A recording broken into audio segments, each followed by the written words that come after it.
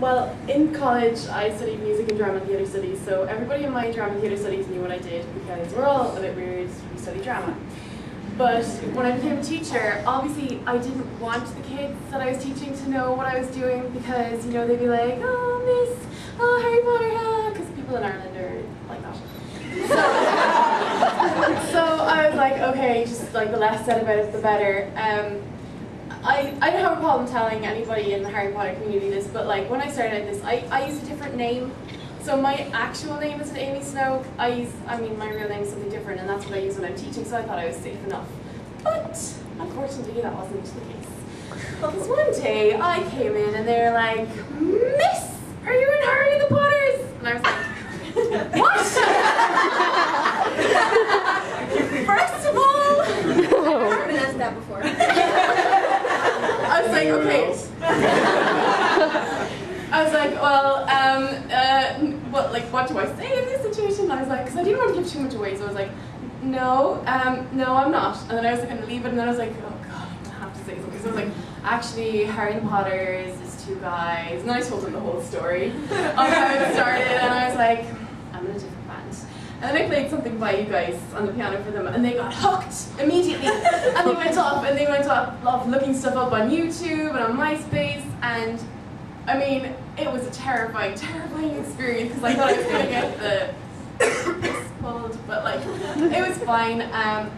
But I learned my lesson. I privated everything, absolutely everything, and I don't want that to happen again. But I mean, I feel like I dealt with it, you know what I mean? But I wouldn't tell people that I work with about it.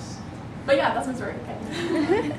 People at my school all found out eventually. I mean, going into college, it was kind of something that I would share with them if like I needed a quick fact when you're just meeting a ton of people all at once, and then they all forget about it because they don't think too much of it because they don't know how big it is. And at some point, somebody found videos online, and like we had that awkward conversation where they're like, "So, I saw your YouTube videos," and I was like, "Which ones?" And they said, "All of them."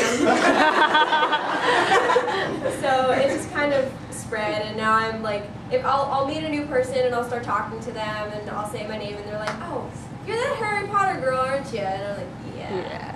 But it's really not so bad. I mean, you eventually figure out who will take it well and who won't, and then you just kind of say, you know, you do music. You don't need to share that it's a Harry Potter band. If they're really into it, then you can tell them about it, because then, you know, you can always introduce it to new people, and that's always fun. But I've had a pretty good variety of reactions to that. I do get made fun of a little bit in college, but I'm asking for it, so I'm good. Most of my arts jobs, I've always just, you know, come out with it because it's a good fact to give in some kind of like training orientation or a class orientation. So I've always been really good. But I substitute taught music this fall, and I didn't tell them. I just told them because I work elsewhere in music all over, and it was actually, I gave them a free day. And this girl was playing guitar, and I go, "Hey, what are you playing?" Because it sounded familiar. She goes, "What's this song called? Arbor Day by this Wizrocklopedia Panel?" And I was like, "Oh, okay." And then, you know, we bonded. Moments. So yeah, that's like the only time I've ever had to like close it off. But then it ended up coming out. It always comes out, either way. So I just rip it off like a Band-Aid now. I make music about Harry Potter. all in one word. Like that. Do any of you have any other hobbies that take up a large portion of your time? YouTube, muggles. Are you famous for other things?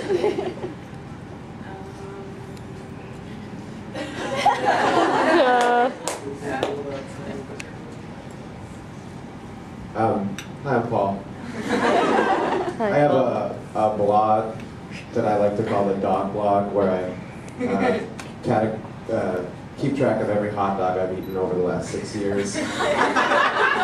There's reviews, very extensive. Cross country, there's reviews for pretty much everywhere in the country if I've eaten a hot dog there. It's been a little out of date. I haven't updated in like a year, but still, if you're interested, look up Paul the George and hot dogs.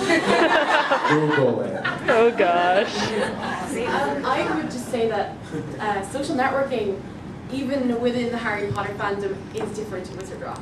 I mean, I think they're both full-time hobbies. I think they're very distinctively different because, I mean, there are people who are into Harry Potter who aren't into Wizard Rock and vice versa. Well, not vice versa, exactly. But, there are people who are into Wizard Rock who aren't into the Harry Potter fandom, per se. So, I mean,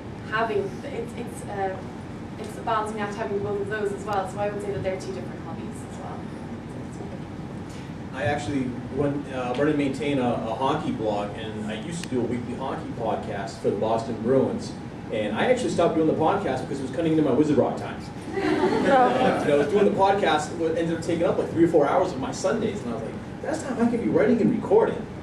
And I was used to having that block time away from the family where I could go walk myself in the spare room and record something, be it a podcast or be it musically. And I was like, well, the podcast is taking away from Wizard Rock, so okay, that's done. And I'm just going to take the time to do that. But luckily it's not something that's always ongoing because right now we are playing, so I'm not doing anything with that. So I can go more time. Yeah. More time for That's Wizard what I was Rock. thinking. Like, what do you think of the thing?